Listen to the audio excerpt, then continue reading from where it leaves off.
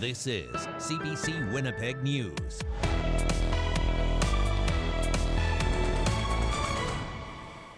Good evening. Thank you for joining us tonight. More Indigenous names could soon become formally recognized in Manitoba. The Progressive Conservative government introduced a bill today to amend the Vital Statistics Act. CBC's Ian Fraze explains what's changing. Right now in Manitoba, there are rules on how you can legally spell your name. For example, a semicolon is not allowed. This bill, though, would change that, expanding the accents and symbols that can be used.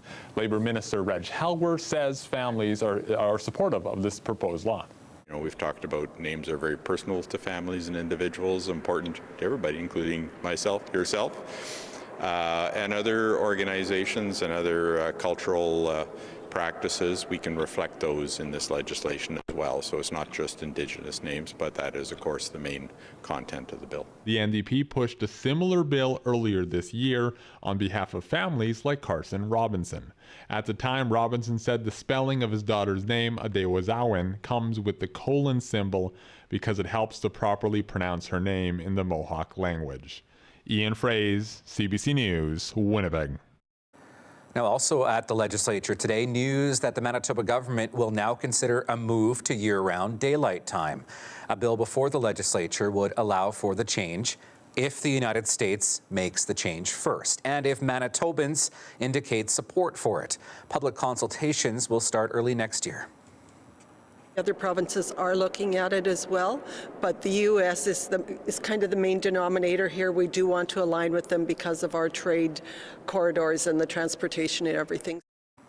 Ontario and British Columbia have passed similar laws that are also contingent on the U.S. adopting year-round daylight time. A bill to adopt that change south of the border has stalled in Congress. One person is in critical condition after a fire in Winnipeg's North End. It was reported at a two-story home on Selkirk Avenue around 2:30 this afternoon. Crews found heavy smoke and flames when they arrived. One person needed help getting out. They were treated by paramedics and taken to hospital. The cause of that fire is still under investigation. Meantime, people who live in Winnipeg's West End are frustrated with how long it's taking to clear the debris that was left by an apartment fire earlier this year. And as Cameron McLean reports, the city councillor for the area wants to make it easier to clean up derelict properties. This pile of rubble is all that's left after a fire destroyed a vacant apartment block on Sherbrooke Street in February. 9 months later, neighbors say they're still waiting for somebody to clean it up. Franco Perotti lives a couple houses down. He says people frequently squatted in the building before the fire and still sees people picking through the rubble sometimes. It's just a pity because it stays there. It's a long time. At least and clean it up. They haven't even cleaned it up. They let the whole summer pass by and nobody came here to clean it, nothing. The fire broke out shortly before midnight on Valentine's Day. After the fire, the building was torn down and the property fenced in. The councillor for the area agrees the pile of rubble is an eyesore.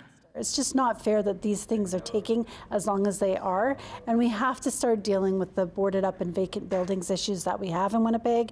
And I have some motions coming through council this month that are looking at strengthening our bylaws and making sure that we're dealing with these areas in which we have vacant buildings. One of Gilroy's motions would allow property owners in some areas to demolish buildings without a plan to build something new.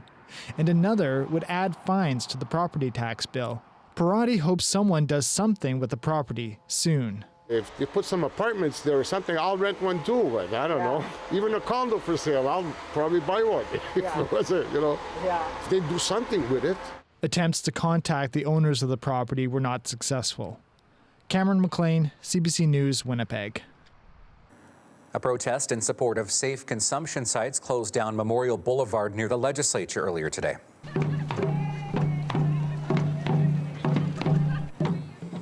About 100 people performed a round dance, tying up traffic in that area for about 17 minutes this afternoon.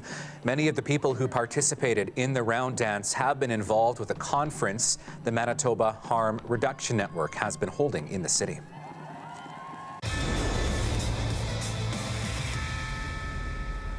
A special ceremony at Canada Life Centre tonight for two Finnish hockey stars.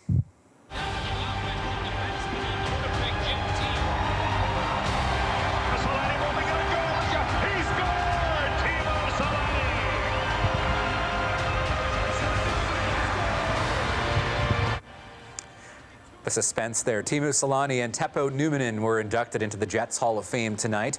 Both were in town for the honors, taking in an emotional ceremony before tonight's game. They both also spent the last few days touring around their old stomping grounds. Keeps playing street hockey in the street. I said, can I join? And they're like, oh, sure. And it was a great time. There's such great memories, and especially when I was young here. You get involved with the community and people around you, and then you find out who you're going to play for. And Numminen says he was impressed with Winnipeg's downtown hockey rink. The Jets did take a win tonight over the Anaheim Ducks. The score in that one was 3-2.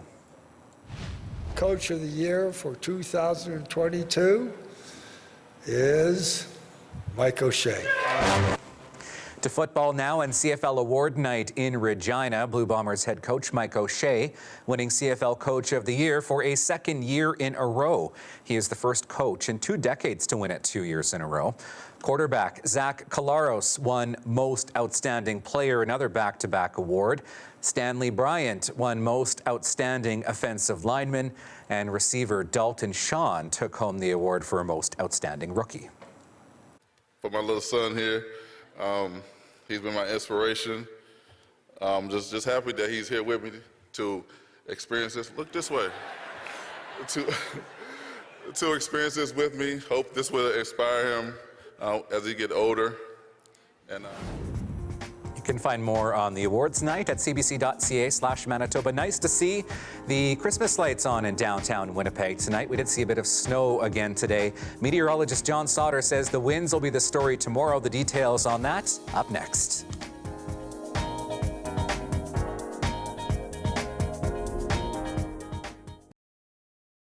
This weather update is brought to you by Capital Ford Lincoln. 22 model clear out is on now.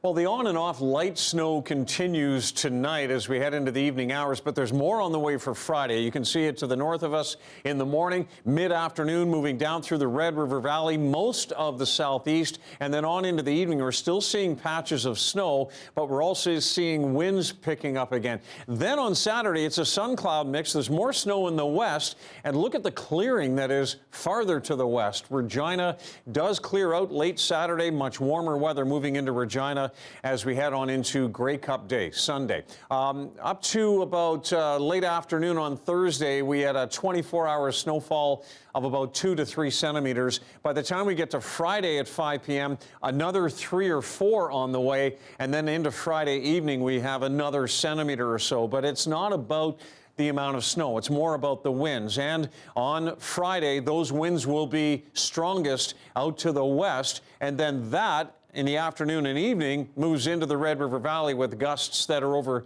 60 kilometers per hour. You may want to wait till Saturday if you are headed west to the big game, because winds do drop off quite a bit on Saturday. We will be cooler Saturday, but then warming up to something around seasonal again early next week. More snow as well starting Monday night through Tuesday, and some flurries on Wednesday. Thank you, John. That's your late news for this Thursday. Thanks for staying up with us tonight. We will wrap up the week tomorrow. Have a great night.